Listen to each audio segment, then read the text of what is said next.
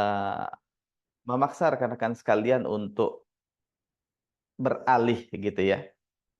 Pastinya akan banyak benefit sebenarnya dalam hal peralihan tersebut, misalkan dari sisi efisiensi, kemudahan untuk sharing, kemudian, adanya isu ruang penyimpanan menjadi sedikit isunya, kemudian dari sisi, eee, apa namanya, pembacaan dari isi rekam medisnya jadi lebih akurat, lebih mudah, bisa terverifikasi.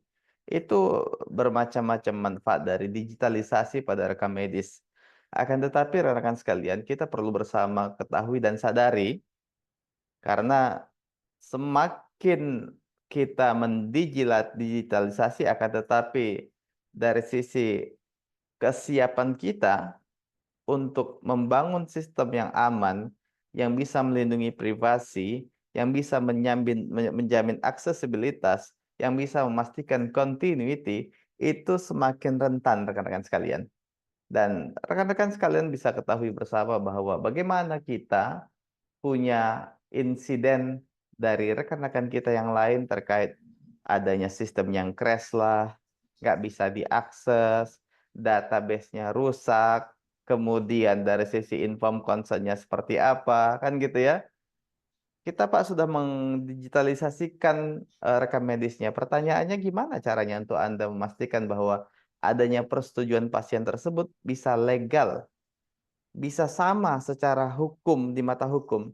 Dia tanda tangan basah dengan dia tanda tangan elektronik. Sebagian mungkin apa ya, eee, membuat beberapa hal, "Oh, kami scan saja Pak tanda tangannya." Jadi kami akan memberikan formnya, mereka tanda tangan, kemudian di-scan, dimasukkan ke rekam medis elektroniknya. Atau ada yang bikin pakai sign pad, atau misalkan dari tema kita pada pagi hari ini menggunakan tanda tangan elektronik, baik itu yang tidak sertifikasi ataupun yang telah tersertifikasi. Bermacam cara agar bagaimana memastikan bahwa mensukseskan pemanfaatan dari rekam medis elektronik. Itu Anda lakukan dengan berbagai cara. Oleh sebab itu, pada kesempatan hari ini saya ingin mengajak Anda semua untuk sama-sama berdiskusi dan sama-sama memikirkan. Kenapa penting memikirkan? Karena ada banyak konsekuensi rekan-rekan sekalian. Kita tahu bersama Undang-Undang PDP telah terbit di 2022 bulan Oktober dan implementasinya kemarin di Oktober 2024. Dan saat ini kasus-kasus terkait PDP hampir lebih dari 10 sudah kita lihat dan sudah diproses di pengadilan. Jadi ada misalkan dari sisi operator yang punya target marketingnya, kemudian dia memanfaatkan data orang lain untuk meregistrasikan, dituntut kena pidana. Ada sales yang dia itu meminta data dari kliennya tanpa izin, kemudian menawarkan sesuatu, dituntut kena data. Kemudian ada seseorang yang mengaku-ngaku bahwa dia adalah si A, kemudian melakukan pemerasan, dituntut, kena juga datanya. Nah, begitu juga kita di dunia kesehatan ini. Sebelumnya perkenalkan saya Aswin, saya juga co-founder dari Aksi PDP, Asosiasi Keamanan Siber dan Perlindungan Data Pribadi Indonesia. Kemudian ada juga tadi sudah dikenalkan ya, saya sebagai Lead Assessor Information Security and Cyber Security di sektor kesehatan BSSN. Dan saya juga panel ahli regulatory sandbox di IDK Kementerian Kesehatan. Jadi kalau rekan-rekan sekalian, saat ini kita udah ada batch 2 ya untuk IDK Inovasi Digital Kesehatan, maka Anda pastinya nanti insya Allah akan bertemu dengan saya ketika Anda mendaftar digitalisasi dari inovasi Anda gitu. Nah, saya akan coba mulai dari basic regulatory di kesehatan yang sudah direvisi, namanya Undang-Undang Republik Indonesia Nomor 17 2023 tentang kesehatan. Kita tahu bersama bahwa dalam pengaturan ini cukup banyak yang diubah rekan-rekan sekalian. Dan ini kita bisa sampaikan bahwa Undang-Undang 17 2023 ini adalah omnibus law ya. Dia mengganti banyak pengaturan yang sudah ada.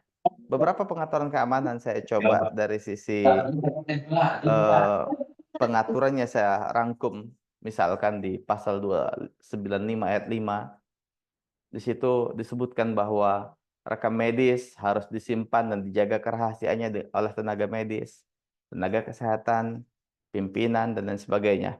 Ini pertama keywordnya adalah kerahasiaannya. Dan objeknya siapa atau subjeknya siapa? Tenaga medis, tenaga kesehatan, dan pimpinan. Walaupun saya jujurnya tidak bisa menjamin 100% bagaimana Anda semua, nakes atau tenaga medis, tahu gimana caranya untuk menjaga kerahasiaan ketika datanya ini telah berubah yang sebenarnya fisik ke elektronik.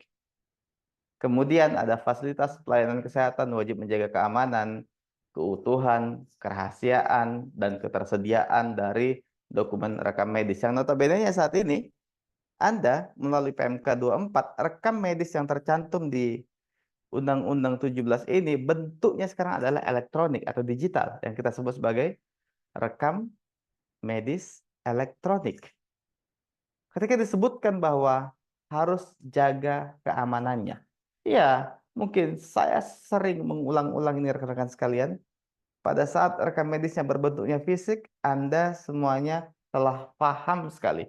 Khususnya teman-teman perekam medis. Bagaimana menjaga kerahasiaannya. Datanya disimpan dalam ruangan rekam medis. Dikirimkan hanya boleh oleh perekam medis kepada dokternya, kepada perawatnya. Dokternya hanya boleh membuka isi rekam medis yang bersesuaian dengan pasiennya, tidak boleh pasien lain. Begitu juga nakesnya, ya. Anda perekam medis memverifikasi benar nggak ini resep yang dibuatnya, benar nggak ini catatan rekam medisnya. Kemudian Anda juga bisa memastikan bahwa ketika si dokternya itu meresepkan, kemudian dia tanda tangan, oke ya ini benar dokter itu yang memberikan resep gitu ya. Karena mungkin perawatnya yang langsung mengantar kepada teman-teman apotekernya. Kemudian begitu pasiennya pulang, Anda kasih catatan rekam medisnya, ada tanda tangan direkturnya, Anda bisa jamin bahwa, oh ini adalah murni kami yang keluarkan. Tapi begitu bentuknya elektronik rekan-rekan sekalian, Anda semua sudah sangat familiar bagaimana mudahnya kita mengganti dokumen elektronik. Mungkin Anda sudah sering juga pakai misalkan I love PDF, small PDF, you ganti yang bentuknya PDF jadi Word, tanda tangannya Anda ganti, isinya Anda ganti, siapa yang bisa tahu? Mengenai logo, stempel, dan lain sebagainya itu hal mudah untuk dimodifikasi rekan-rekan sekalian. Itu baru bicara terkait keamanan. Kemudian yang kedua ada keutuhan. Ketika disebut utuh bahwa kita bisa jamin informasi ini tidak akan berubah. Karena di sini diminta Anda sebagai Fasiankes wajib menjaga keutuhannya. Bagaimana Anda bisa pastikan bahwa informasi tersebut tidak berubah?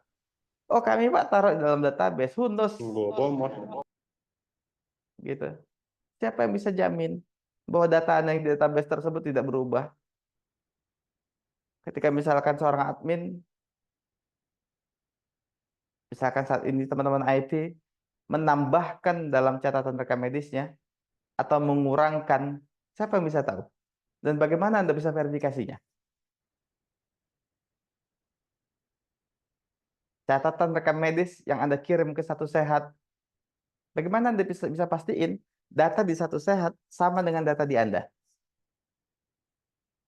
Di mana Satu Sehat itu fungsinya ketika si pasien dia berobat nanti ke vaskes yang lain, dia bisa tahu si vaskes tersebut mengenai catatan atau data rekam medisnya. Walaupun dia belum pernah berobat di vaskes tersebut. Kan itu salah satu fungsinya yang langsung dirasakan oleh pasien ketika dia telah menggunakan atau teman-teman telah integrasi datanya dengan Satu Sehat. Pertanyaannya, siapa yang bisa jaga keutuhannya? Begitu Anda misalkan sekarang Anda sudah mulai, mungkin beberapa rumah sakit saya lihat sudah menggunakan layanan telemedicine. Anda bikin resep elektroniknya. Bagaimana Anda bisa pastikan bahwa resep elektronik itu, siapa yang bisa jamin itu tanda tangan Anda? Gimana Anda bisa jaminnya? Persetujuan tindakan. Bagaimana Anda bisa menjaminkan saat ini, begitu udah berubah ke full elektronik, ketika pasien mau dilakukan tindakan, Anda minta persetujuan dari keluarganya atau dari pasiennya. Ketika nanti suatu saat dituntut Anda, loh, ini kenapa dilakukan tindakan operasi ini, padahal saya nggak setuju. Bagaimana Anda bisa menjaminkan bahwa ini kamu kok yang tanda tangan, bukan orang lain? Nah, itu teman-teman sekalian, ini isu-isu yang perlu kita coba bahas. Jadi bukan cuma statement di regulasi, Anda harus jaga keamanan, Anda harus jaga keutuhan, Anda harus jaga kerahasiaan. Kerahasiaan kita tahu bersama saat ini. Seberapa lemahnya dalam akses kontrol kita. Ya, seberapa lemah dalam akses kontrol kita. Di mana yang dulunya misalkan hanya rekan-rekan perekam medis yang bisa mengakses seluruh datanya, sekarang nggak cuma perekam medis. Banyak pihak yang bisa mengaksesnya. Teman-teman IT bisa, teman administrasi bisa, dia bisa scroll, dia bisa dapatkan resum datanya 1 minggu, 1 bulan, dia bisa download, dia bisa kirim ke email pribadi Anda atau ke email pribadi dia sendiri. Siapa yang bisa deteksi hal itu? Karena Anda telah menggunakan fasilitas digital dalam datanya, maka infrastrukturnya Anda harus pastikan juga mumpuni untuk mendukung hal tersebut, gitu. Ya. Kemudian di pasal 347, penyelenggara sistem informasi kesehatan wajib memastikan keandalan sistemnya. Oke, rekam medis elektronik itu adalah suatu kewajiban, akan tapi dia kan nggak mungkin sendiri berjalan. Dia harus ditopang oleh sistem elektroniknya kan. Anda pakai SIM RS-nya misalkan, atau SIM kliniknya, bikin sendiri, atau dari vendor, atau misalkan punya Kemenkes SIM GOS-nya. Apa yang bisa Anda jamin bahwa sistem itu aman? Sistem itu tidak bisa diakses oleh si vendor, even sistemnya itu dimiliki oleh vendor, dan Anda menyewanya. Karena sejatinya dalam peraturan disebutkan bahwa data pribadi itu sifatnya adalah rahasia. Vendor tidak punya kepentingan untuk bisa mengakses datanya. Tapi bagaimana Anda selaku Fasiankes bisa memastikan walaupun Anda menyewa, walaupun Anda melakukan kontrak dengan pihak ketiga dalam hal penyediaan aplikasi rekam medisnya atau SIM RS-nya, Anda bisa pastikan vendornya tidak punya kemampuan untuk bisa akses. Apakah ada requirement itu dalam kontrak Anda? Saya yakin di kontrak Anda sudah sebutkan bahwa ada pasal kerahasiaannya. Pihak kedua dilarang untuk mengakses, kemudian melihat, menggunakan data tanpa seizin pihak pertama. Tapi pertanyaannya, itu hanya tulisan di kertas. Kontrol Anda seperti apa? Oke? Bicara mengenai kehandalan sistem. Di sini sudah buat itu. Keandalan sistem informasi kesehatan dilaksanakan dengan cara menguji kelayakan sistemnya. Siapa yang sudah melakukan pen test secara berkala terhadap sistemnya? Siapa yang sudah memastikan misalkan secara database-nya Anda sudah pastikan aman? Siapa yang sudah pastikan bahwa akses kontrolnya Anda sudah atur dengan baik? Ada kebijakannya, ada prosedurnya, ada review hak aksesnya. Siapa yang nge-review? Berapa kali di-review? Oke? Kemudian punya sertifikasi keandalannya. Kalau ngomong sertifikasi, kita bicara mengenai ISO misalkan. Siapa yang sudah punya ISO untuk SIM RS-nya? ISO 27001 misalkan. Ini amanat dari undang-undang rekan sekalian. Begitu disebutkan adalah Anda perlu atau Anda wajib, maka akan ada konsekuensi logisnya ketika Anda melanggarnya. Kemudian Anda melakukan audit secara berkala. Cukup besar ruang lingkup yang ada di pengaturan Undang-Undang 17 2023, teman-teman sekalian. Yang saat ini saya akan mau coba memfokuskan kepada bagaimana legal basisnya Anda memproses data pasien yang